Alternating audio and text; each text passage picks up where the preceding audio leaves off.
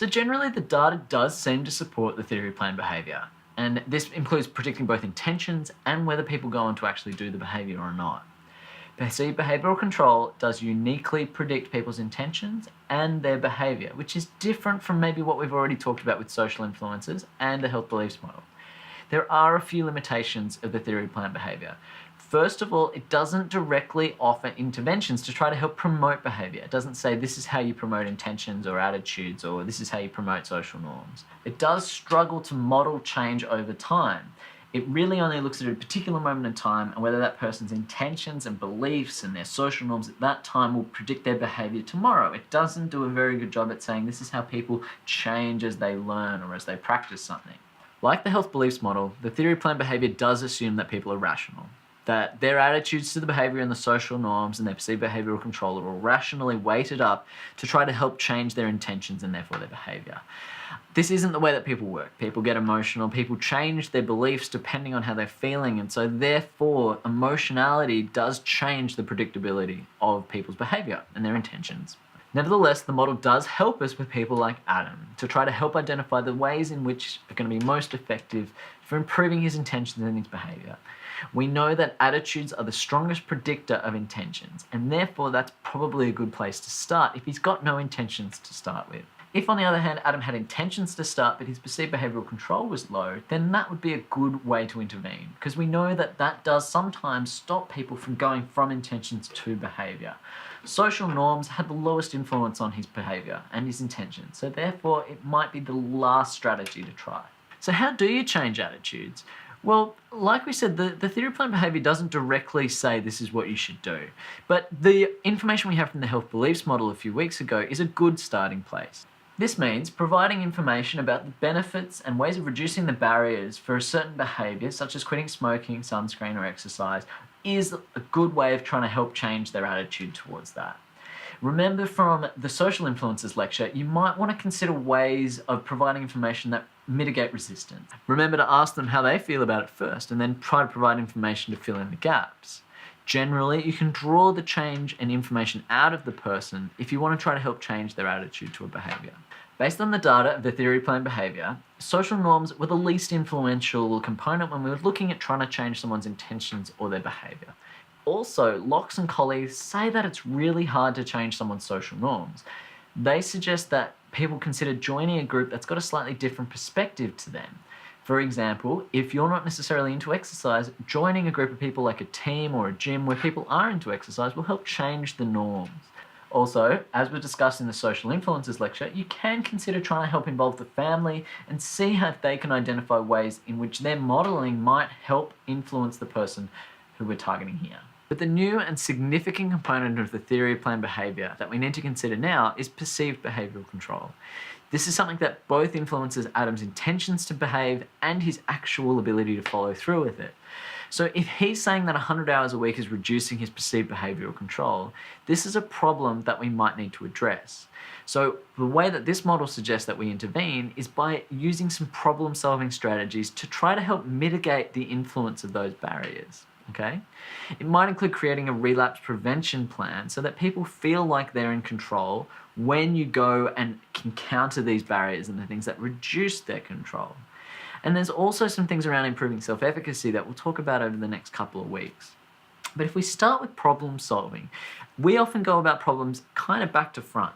We say, here's a problem and I'm going to try a solution. And to be honest, this doesn't improve someone's perceived behavioural control because often the first solution we come up isn't the best one. The model of problem solving that's recommended instead is to first of all come up with a clear definition of the problem.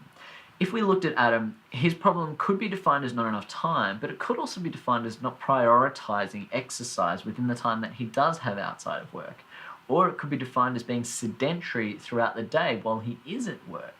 So if we identified sedentary time as the actual problem, which it really is, we just want to increase more activity, the best way then is to brainstorm all the possible solutions that might help him without a filter, okay? We want this to just be a complete brain dump. And the reason for that is in the process of generating all of the solutions, you might come up with some creative options that you hadn't previously considered. If you start coming up with things around taking the stairs instead of the lift, walking to get a coffee every hour or so, getting up with a standing desk. Now you start to generate all these ideas in which one or two of these, when adopted, could have a significant influence on his perceived ability to make a change. This increases perceived behavioral control because it identifies all of these potential solutions that may or may not address the problem that we've really identified. Once you've brainstormed all of those solutions, it's really a case of weighing up the pros and cons of all of them and then choosing the one that's going to be most effective. Once you've chosen a solution, setting some concrete plans that will help follow through with that is going to be a really effective way of trying to, theoretically at least, increase someone's perceived control over a problem. One other factor that theoretically reduces someone's perceived behavioral control is temptation and relapse. These are things that when people try and they fail, how do they respond? Some people respond by feeling hopeless and feeling like there's not a whole lot they can do to change. Other people have plans in place which allow them to get control very quickly again. This is called relapse prevention, and Locks and colleagues suggest a process that helps people maintain control even when there's a relapse or a problem. So the first thing is to help identify common barriers or high-risk situations. If someone's on a diet, maybe things like a buffet or a dinner out, those sorts of things might be considered high risk where people are more likely to eat more than they plan. Then help the person problem solve the sort of helpful thoughts and behaviors that might be helpful in that high-risk situation. So a little bit like problem solving, you can brainstorm the solutions, identify the pros and cons, and then set goals that are going to be the most effective way of dealing with that high-risk situation. The theory here again is that high-risk situations reduce someone's perceived control. I can't be on a diet because every time that I go back to mum's place, there's food everywhere.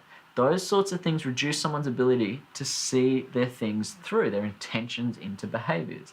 And the idea of a relapse prevention plan is it helps people get some of that control back and create plans to maintain that behavior, maintain those intentions, even under difficult situations.